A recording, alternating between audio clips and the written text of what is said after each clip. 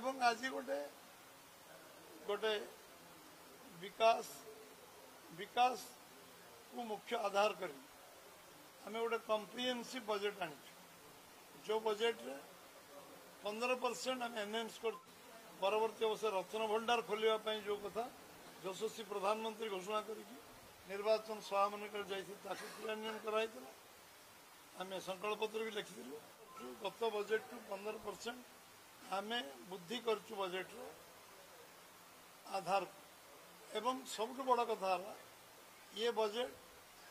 गरीब लोकों युवक मानक कृषक मानक बजेट लोकों पाखे पहुँच आम कहीलु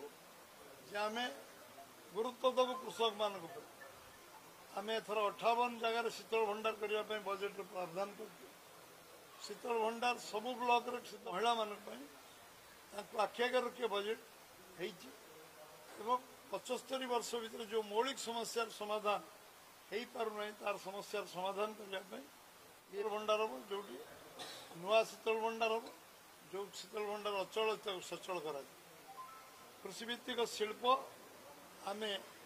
करू भैल्यू एडिशन हम चाषी मान अधिक उपार्जन जो प्रक्रिया आम कार्य आरंभ कर प्रधानमंत्री जलसेचन योजना अर्थ एवं ओडिशार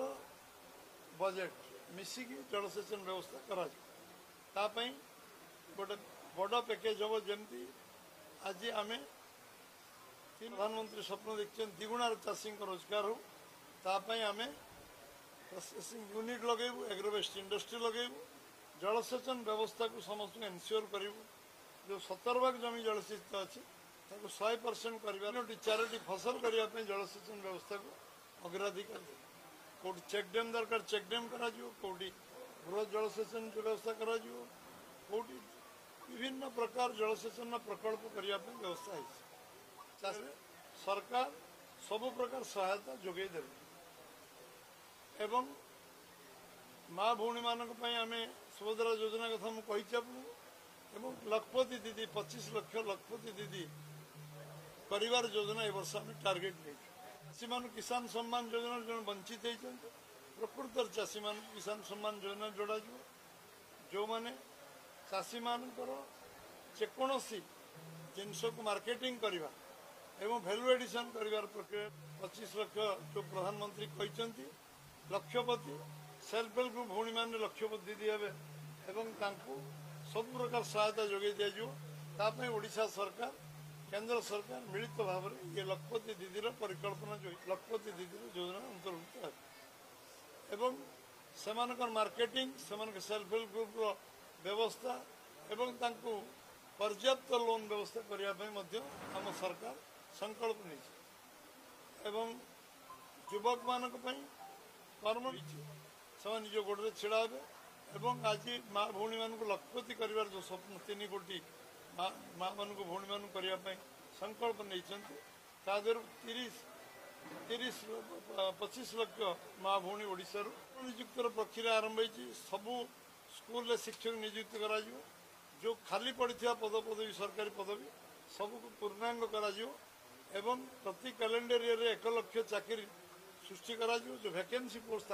फिलअप ये व्यवस्था आम संकल्प करी आम कलिंग नगर पारादीप जो कॉरिडोर ए निश्चित भाव में शिल्प उपर गुरुत्व दि जहाँफल युवक मैंने कर्मसंस्थान पाइबे एवं इन्वेस्टमेंट निवेश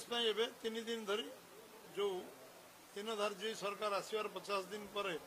निवेश कार्यक्रम उल्लेख करचु जे सबुठू भैल्यू एडिशन खनिज संपद साग माछ रेट बिक्री होता जो मैंने कारखाना लगे से कॉरिडोर राउरकेला धामरा कॉरिडोर एवं अनुगुल टू आरंभ अधिक इनवॉल्वमेंट हम जो मैंने आसुचन इंफ्रास्ट्रक्चर आरंभ कर सब व्यवस्था जोगे दिज्व जो लक्षाधिक युवक मान कर्मसंस्थान मिल पाए। एही भली वीडियो देखिबा पाई आम चैनल को लाइक शेयर सब्सक्राइब करंतु ब्यूरो रिपोर्ट ओडिया न्यूज।